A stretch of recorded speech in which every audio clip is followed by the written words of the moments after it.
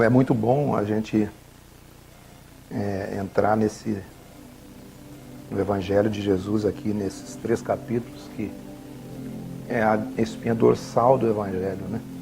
O Sermão do Monte é onde Jesus, ele realmente abriu os tesouros dos céus, né? Nesses 3 capítulos. Nós todos somos chamados com uma vocação. E essa vocação, ela não é exclusiva apenas dos que se denominam cristãos, ou evangélicos, ou crentes, ou seja lá o nome que a gente atribuir. Essa vocação é para todo ser humano. Para todo ser humano que recebeu dentro do seu ser, por intermédio do Espírito de Deus, a revelação do Evangelho. E quando eu digo a revelação do Evangelho, para que você entenda, eu não digo aquele fato de confessar Jesus como Senhor e Salvador. Porque muitos confessam com a boca, mas negam com suas ações. O texto bíblico, ele diz que se com tua boca confessares e no teu coração creres, tudo é feito. Tudo é feito na confissão da boca e no crer no coração. Muitas pessoas confessaram Jesus na frente, nas reuniões, ou em alguns cultos, mas elas nunca viveram o Evangelho, porque foi uma confissão. A confissão no coração é uma mudança de mente, é uma mudança de consciência, é uma mudança de padrão de vida, é uma mudança que se estabelece a partir do interior da pessoa. Então, o Evangelho, ele é uma vocação. Foi isso que Jesus trouxe, o Evangelho. Lá Paulo fala no livro de Romanos, no capítulo 8, que ele é o primogênito de muitos irmãos. E ele nos chama para sermos conformes à sua imagem. Conforme é igual a sua imagem, o seu caráter, a sua vida. O Evangelho, ele é vida. Ele é vida dentro de nós. E ele se estabelece pela mudança da nossa mente, pela mudança da nossa consciência. Então o Evangelho, ele é uma mudança de mente, mudança de consciência. Então você confessar com a sua boca não muda a sua circunstância. É claro que nós sabemos que o fruto dos nossos lábios é o que está em abundância em nosso coração. Mas muitas vezes nós confessamos com a boca algo que nós não cremos.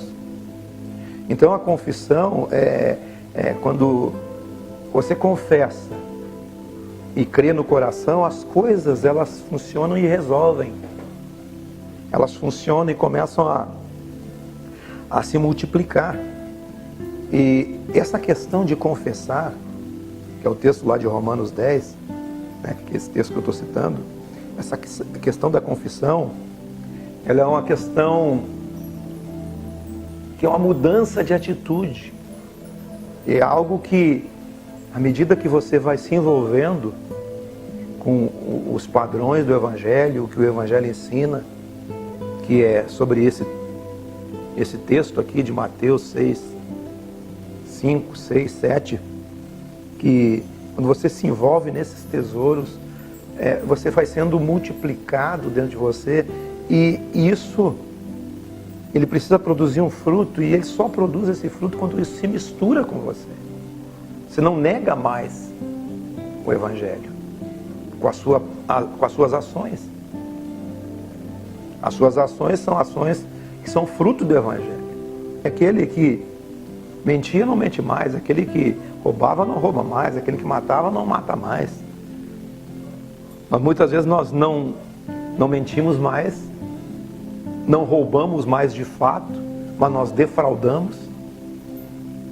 Nós não matamos, mas no meio físico, mas muitas pessoas estão mortas em nossos corações. Até porque esse texto do Evangelho aqui, ali no capítulo 5, ele fala que se a nossa justiça não exceder em muito a justiça dos escribas e dos fariseus, de modo algum nós entraremos no reino dos céus. Porque a justiça dos fariseus e dos escribas e dos saduceus e dos religiosos da época de Jesus era a justiça das exterioridades. Era a justiça das aparências. Mas Deus não está lidando com a aparência. Deus lida com os processos dentro de você. A justiça dos escribas e dos fariseus era de exterioridades. A justiça deles era uma justiça de exterioridades. E eles, na justiça própria deles, eles invalidavam o próprio mandamento que eles mesmos professavam, em favor da tradição, das exterioridades. Se a vossa justiça não exceder em muito as dos escribas e dos fariseus, de modo algum entraremos no reino dos céus. Muitas vezes Jesus disse que as meretrizes, os publicanos, os pecadores vos precedem no reino de Deus. Está falando para os religiosos, aqueles que tinham aquele senso de justiça, mas negavam com suas obras, como eu estou falando desde o princípio. Não adianta eu professar a fé em Jesus, o Evangelho, mas as minhas obras denunciam que não é. Denunciam que eu não sou realmente nada daquilo que eu anuncio. Então não é a questão de confissão, é a questão de você ser absorvido por uma verdade. De você viver por aquela verdade. Até porque Jesus, que é o próprio Evangelho, Ele é a boa nova, Ele disse: eu sou a verdade. Eu sou o caminho, a verdade, a vida. Quem entra nessa verdade, descobre o caminho e encontra a vida. Esse é o processo do Evangelho, o processo da fé. A justiça deles era esse tipo de justiça, mas Jesus disse assim: se nós professamos o Evangelho, a nossa justiça não exceder neles, porque aí já não é a justiça das exterioridades, é a justiça interior, o senso de justiça. Porque a palavra entrou em mim, ela tem que sair do meu interior e atingir as outras pessoas. Agora é diferente. Não é mais como na época da lei. Na lei, você fazia para ser justificado. Agora nós não fizemos esse escrito de dívida, foi arrancado, e cravado na cruz do Calvário por Jesus Cristo com a sua morte. Hoje a palavra de Deus, ela é viva. Eu sempre gosto de citar aqui o texto de João, do Evangelho, que ele diz assim: no princípio era o verbo é a palavra, no princípio era a palavra estava com Deus, a palavra era Deus, tudo foi feito por meio da palavra, e sem a palavra, nada do que foi feito se fez. Todo mundo sabe, mas o que significa isso? Se você ler todo o contexto ali, vai chegar um ponto que ele diz assim: e o verbo se fez carne. Nós podemos trocar a palavra aqui, que não vai perder o sentido. O verbo se fez gente. O verbo se fez carne e sangue. E tem mais no texto. A carne e o sangue, a gente, aquela pessoa, filho do homem, Jesus Cristo homem. Aquele que Filipenses diz que ele se esvaziou né? Não usurpou da forma de ser semelhante a Deus, a sua forma de Deus, a sua divindade. Ele não usurpou disso. Antes ele se esvaziou, assumiu uma forma de homem, achado em figura humana. Então essa palavra, chamada Jesus, se fez gente igual a eu e você. Tentado, como diz Hebreus, tentado em todos os lados. Em tudo foi tentado a nossa semelhança. Diz o texto de Hebreus que naquilo que ele foi tentado, né, ele é poderoso para socorrer aqueles que são tentados. Porque ele foi achado em figura humana, a nossa imagem e semelhança. O verbo de Deus, a palavra de Deus, Jesus Cristo. Essa palavra de Deus, a palavra viva de Deus, Jesus, se manifestou. Jesus é a própria palavra de Deus manifesta nessa terra. Ele é a palavra manifesta, um cheiro de gente, um jeito de gente. Mas por que eu estou falando isso? Porque Jesus disse assim: as palavras que vos tenho falado são espírito e vida. Assim como Jesus se manifestou em carne e sangue, achado em figura humana, Jesus revelando através dele mesmo a natureza de Deus. E aí que está o grande tchan do negócio. A palavra se manifestou, a palavra ficou igual eu e você. Gente, que nem nós. Mas agora com os atributos de Deus. Todos os atributos de Deus mostrando através da sua manifestação em graça e verdade, como diz o texto. E a palavra habitou no meio de nós. A palavra se fez carne, né? E vimos a sua glória como a glória do unigênito do Pai. Mais adiante ele diz que é o primogênito de muitos irmãos. E nós somos esses irmãos de Jesus. A sua imagem e semelhança pela manifestação do que ele foi em nós. Isso que é palavra viva. É a manifestação da palavra, que é o Jesus. É a manifestação dessa palavra em nós, produzindo vida a partir de nós. Aí já não é uma religião. Não é mais religião, é manifestação. Tem um texto de João, lá nas epístolas, que ele diz assim: filhinhos, agora somos filhos de Deus e ainda não foi manifesto que haveremos de ser. Não é isso que diz? Mas quando ele se manifestar, ele já se manifestou. Amém? A palavra se fez carne. Mas quando ele se manifestar, assim como ele é, nós seremos. Paulo diz assim: agora nós estamos observando isso tudo como por um espelho. O espelho ali, no original, é o espelho que as mulheres usavam na época, que era feito de bronze. E aquele espelho, ele mostrava a figura da pessoa meio que embaçada.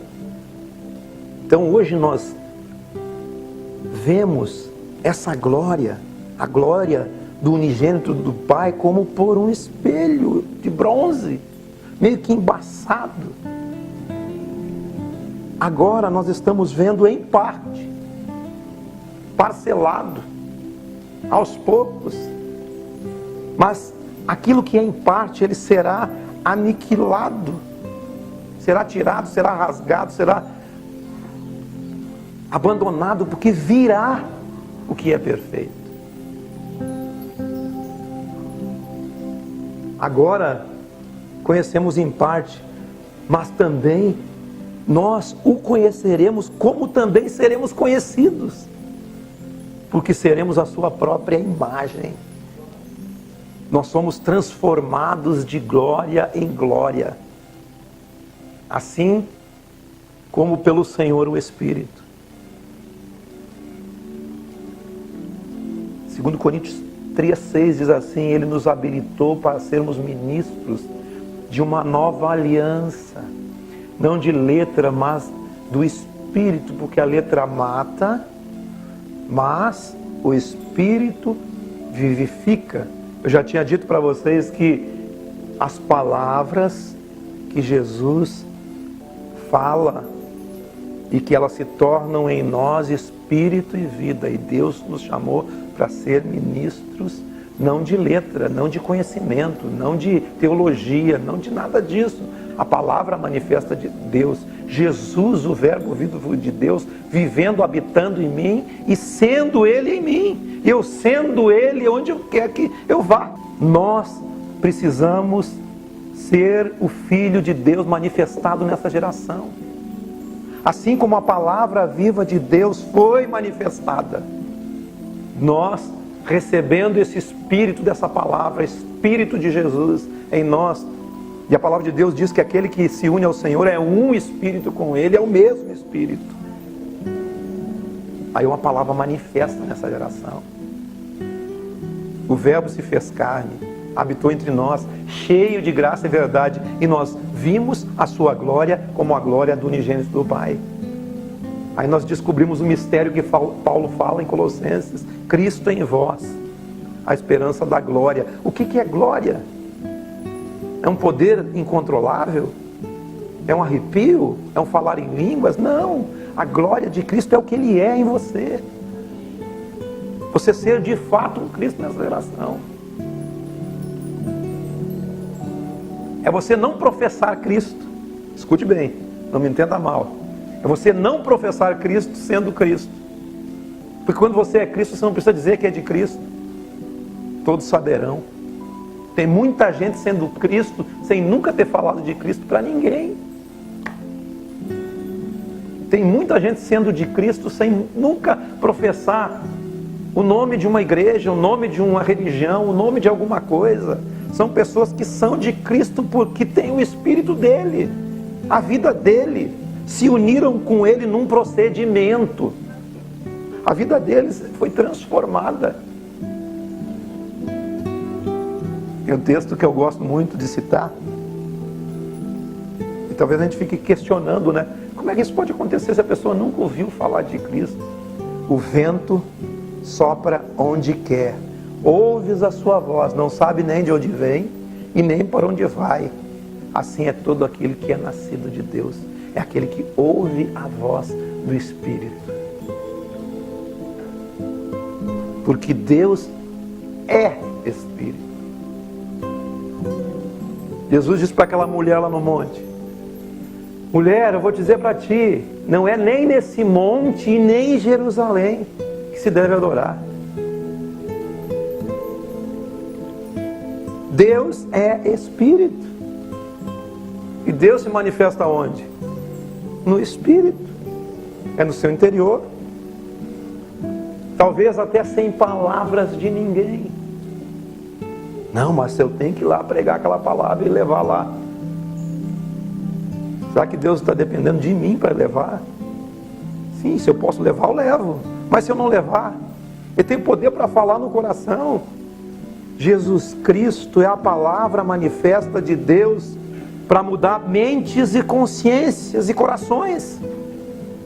O que é eu ser o bom perfume de Cristo? Chegar no lugar e dizer: eu sou de Deus. Quanta bobagem. É você ser perfume. Você ser sal fora do saleiro. Aqui é o saleiro. Aqui é bom ser sal. Aqui é fácil ser sal. Tem que ser sal fora do saleiro. Sal no saleiro não salga nada. Agora, lá nessa geração que está aí, você tem que ser o sal que dá o tempero onde você está. Você vê uma pessoa aflita, você tem a palavra certa. Não adianta ser sal aqui no saleiro. Tem que ser sal fora daqui. Para salgar essa geração, tem que ser luz do mundo. É o que diz tudo nesses textos aqui. Vós sois o sal da terra. E se o sal não salgar? se não tiver a palavra certa, a palavra de tempero, se na hora da confusão você tentar apagar o fogo com gasolina.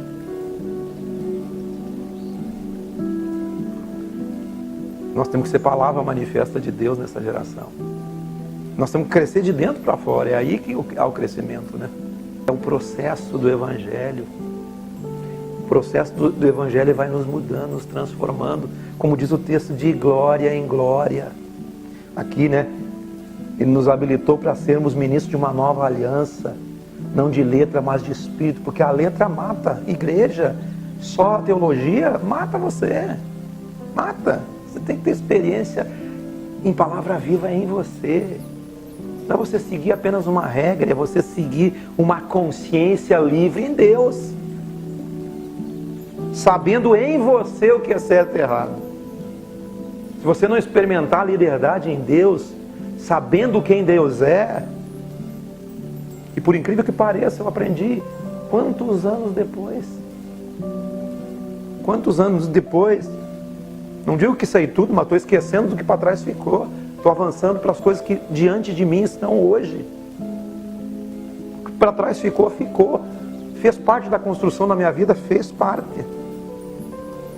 Claro que fez parte. E tudo teve o seu valor e teve o seu tempo. Mas nós avançamos etapas. De fé em fé, de glória em glória, um pouco aqui, um pouco ali, construindo sabedoria. Sabedoria é um entendimento que entrou em você. Não é um conhecimento. Conhecimento ensoberbece, como disse Paulo, mas amor constrói a pessoa. E o Evangelho vai acabar tudo nisso, sempre no amor. Maior glória tem o ministério do Espírito, porque o ministério da condenação, que foi o ministério das regras, foi uma glória, mas muito maior é o ministério da justiça. Se as regras foram glorificadas, aquele ministério foi glorificado por um tempo, que nos serviu de professor, como diz Paulo, ele já não resplandece diante de uma glória sobreexcelente, que é o ministério da glória de Deus em você. Muito mais glória tem esse ministério que é permanente, que é a manifestação de Jesus dentro de você, dentro do seu interior.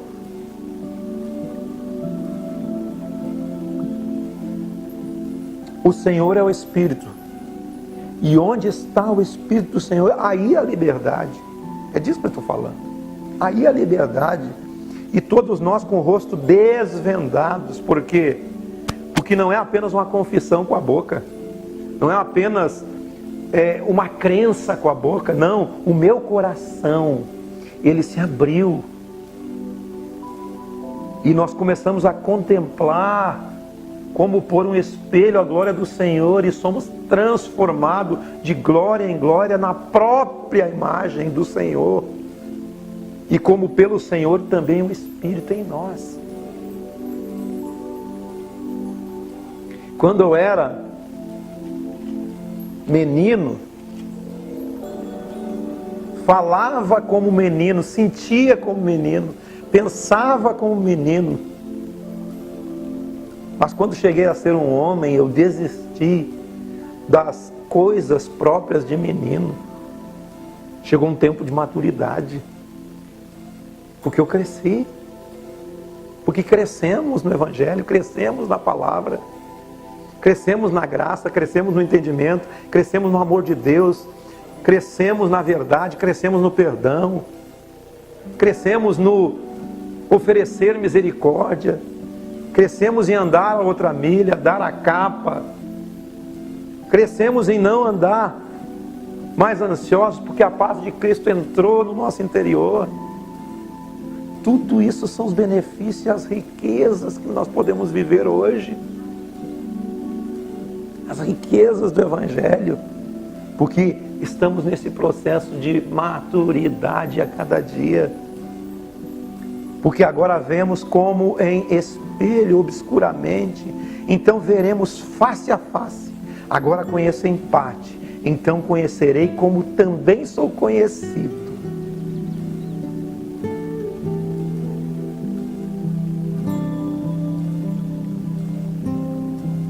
quando vier o que é perfeito, o que é em parte será aniquilado.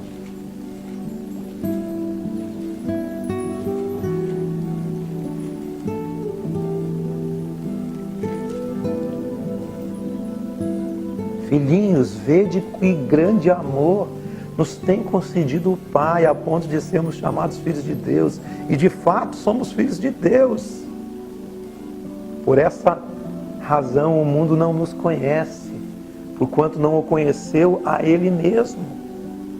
Amados, agora somos filhos de Deus, e ainda não se manifestou o que haveremos de ser.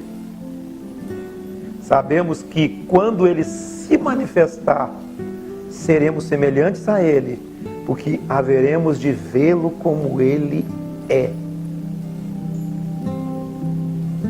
Como Ele é, nós seremos. Seremos palavra manifesta de Deus nessa geração. O Evangelho, ele vem para nos transformar em um Cristo nessa terra. Eu gosto de falar da unidade do Espírito, para que nós todos sejamos um, como o Pai é em Jesus, e Jesus é no Pai, e que eles e nós todos sejamos um em Cristo, para que o mundo creia em Jesus que foi enviado. Jesus em nós, Deus em Jesus, a fim que sejam aperfeiçoados em unidade, e para que o mundo conheça que Deus enviou Jesus e nos amou como também tu também amaste a Ele. Nós sendo Cristo nessa terra, uns com os outros, Ele em nós, o mundo conhecerá, através da manifestação de Jesus em nós, o mundo conhecerá que o Pai enviou Jesus, que nós estamos em Jesus, que Jesus está em nós e que Jesus é do Pai, porque Jesus é a expressão exata do Pai. Assim como o Pai é Jesus. E às vezes a gente vê as pessoas pregando Jesus e tudo que é tipo aí, né? É só olhar o Evangelho. Você olha os 4 livros ali do Evangelho e vê o que Jesus fez e começa a dar uma analisada no Jesus que está sendo entregue aí. O Evangelho que está sendo falsificado e sendo entregue para nós, aí na mídia e em tudo que é lugar. Tem muito Evangelho falsificado, porque Jesus é a expressão de Deus. Deus se manifesta através de Jesus. Deus não se manifesta através de mais nada. Ninguém jamais viu Deus e nem verá. Você quer conhecer a Deus? Olha para Jesus. Você verá a Deus. Deus é Espírito. Mas Jesus se manifestou em carne. Não podemos aceitar um Evangelho fora da realidade de Cristo Jesus. O Evangelho é simples demais. O Evangelho é um beabá. Você amou o próximo como a si mesmo, você já andou mais de 70%, 80%, 90% do Evangelho. Deus escolheu se manifestar no outro. Você olha para mim e vê Deus. Eu tenho que olhar para você e ver Deus. Eu tenho que olhar para um mendigo e ver Deus. Deus se manifesta no que eu faço pelo outro. Tem misericórdia com todos, porque Deus teve misericórdia com todos nós. Esse é o olhar de Jesus de misericórdia.